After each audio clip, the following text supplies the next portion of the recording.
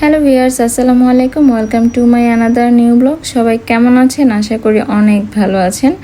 অনেক দিন থেকে ট্রাভেলিং ভিডিও দিতে দিতে আর অনেক দিন হয়েছে কুকিং ভিডিও শেয়ার করা হয়নি, তাই ভাবলাম একটা ছোটোখাটো কুকিং ভিডিও শেয়ার করি। সবসময় একঘেয়েমি পেঁয়াজু খেতে ভালো লাগে না, সেজন্য মাঝে মাঝে এরকম ডিফারেন্ট আইটেম করলে কিন্তু খেতে ভালো লাগে।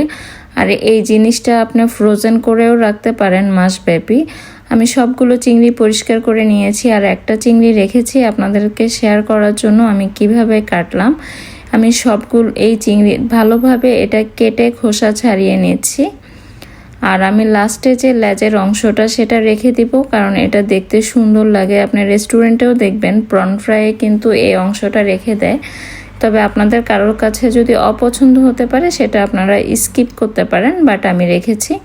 আর পিছনের যে অংশটা আছে এটা আমি কেটে ময়লাটা পরিষ্কার করে নিচ্ছি। দেখতেই পাচ্ছেন, অনেকে হয়তো জানেন, অনেকে জানেন না। এখানে কিন্তু একটা রগের মতো ময়লা থাকে, আমি সেটা পরিষ্কার করে নিলাম। আর চিংড়িটা যাতে ফ্রাই করার পর বাঁকা হয়ে নেওয়া যায় সেজন্য একটা টিপস শেয়ার করছি। উল্টা পাশে আপনি হালকা করে অল্প অল্প করে 3টা কাটা দিয়ে নেবেন। তারপর আপনি পেশিটা যদি একটু ভেঙে দেন, এটা যেভাবেই আপনি ফ্রাই করেন এটা একদম বাঁকা হবে না। এখন সব কিছু ধুয়ে পরিষ্কার করার পর আমি ম্যারিনেট করে নিয়েছি। 1/2 চামচ আদা পেস্ট, 1/2 চামচ রসুন পেস্ট,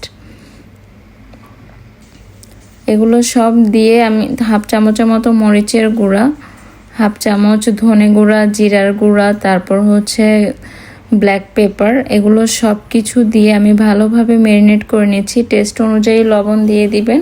আর 2 চামচের মতো আমি সয়া সস দিয়েছি। আপনাদের যদি সময় না থাকে আপনারা 20 মিনিট রেস্টে রাখতে পারেন, তবে 1 ঘন্টার মতো ম্যারিনেট করে রাখলে ভিতরে সব কিছু মশলা একদম চিংড়ি মাছে প্রবেশ করবে এবং খেতে ভালো লাগবে।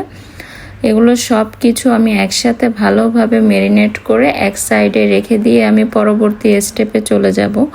আর পরবর্তী স্টেপের জন্য আমার কিন্তু লাগবে হচ্ছে একটা ডিম, সাথে সমপরিমাণ কর্নফ্লাওয়ার, ময়দা, এবং তার সাথে লাগবে হচ্ছে ওভার ক্রাঞ্চির জন্য এবং সৌন্দর্যের জন্য ব্রেড ক্রাম্ব। অনেকে আছে ব্রেড ক্রামে না গড়িয়ে জাস্ট কর্নফ্লাওয়ারে গড়িয়েও ভেজে নেয়, টেম্পোরাতে গড়িয়েও ভেজে নেয়। এটা অনেক রকমই করা যায়। আমি যেভাবে করি সেটাই আজকে আমি শেয়ার করছি। তারপর আমি সমপরিমাণ ময়দা আর কর্নফ্লাওয়ার এখানে দিয়ে দিচ্ছি। আপনি যে পরিমাণ কর্নফ্লাওয়ার নেবেন এই একই পরিমাণে ময়দা নিয়ে সেখানে আপনি একটু গোলমরিচের গুঁড়া আর একটু গুঁড়া মরিচ, একটু টেস্ট অনুযায়ী লবণ দিয়ে দিবেন। আমি মরিচের গুঁড়া খুব অল্প দিয়েছি, কারণ এটা বেবিরা খাবে। আপনারা আপনাদের টেস্ট অনুযায়ী কম বেশি করে নিতে পারেন। আর ডিমের মধ্যেও সেম একটু লবণ, গোলমরিচের গুঁড়া, এগুলো সব দিয়ে দিবেন। তাহলে কোটটা খেতে পানসা লাগবে না, খেতে অনেক বেশি মজা লাগবে।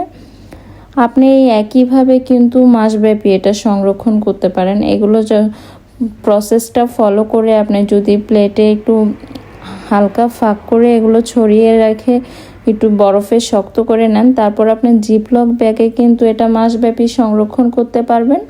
আর যখন খুশি তখন ফ্রাই করে খেতে পারবেন এবং বেবিদের টিফিনেও দেওয়া যাবে।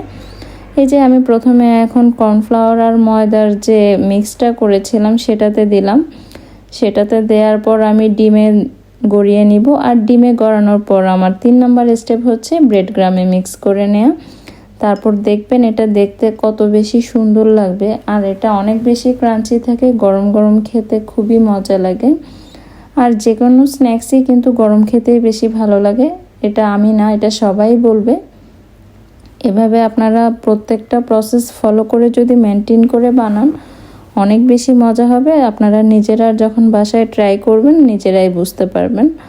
তবে এটা এরকম টেম্পোরা দিয়ে করলেও কিন্তু অনেক বেশি টেস্ট হয়, বাট আজকে আমি এভাবেই করছি তাই এটাই শেয়ার করলাম। এভাবে আপনি রোজা আসার আগেও কিন্তু এভাবে ফ্রোজেন করে রাখতে পারেন, সেটা গেস্ট আপ্যায়ন অথবা কোথাও ইফতারও পাঠানো, সব কিছুতে এটা আপনি ইউজ করতে পারবেন। আর খেতেও অনেক বেশি মজা, বেবিরা তো খুবই পছন্দ করে। এই যে ব্যাস আমার প্রন ফ্রাই রেডি, একদম রেডি হয়ে গেছে। এগুলো এখন শুধু তেলে ঝাঁপ দেওয়ার জন্য রেডি। এইভাবে আপনি যদি রেডি করে একটু বরফে শক্ত করে জিপলক ব্যাগে রাখেন, আপনি অনেক দিন সংরক্ষণ করে খেতে পারবেন। আর যখন খুশি তখনই ফ্রাই করে নিতে পারবেন। এখন আমার এগুলো সব কিছুই রেডি হয়ে গিয়েছে। এখন আমি এগুলো সব কিছু ফ্রিজে সেট হতে দিয়ে দিব। এখন তেল ভালোভাবে গরম করে নিয়ে যে ওনারা তেলে ঝাঁপ দেওয়ার জন্য পুরোপুরি রেডি হয়ে গেছে।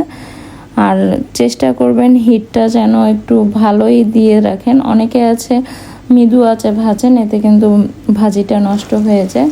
প্রন ফ্রাই কিন্তু একটু হিট মাঝারিতে রেখে ভাজতে হয়, এতে অনেক বেশি সুন্দর কালার আসে, খেতেও ভালো লাগে। আর শুরুতেই নাড়াচাড়া করতে যাবেন না, তাহলে কোট খুলে যাবে এবং দেখতে বিশ্রী হয়ে যাবে।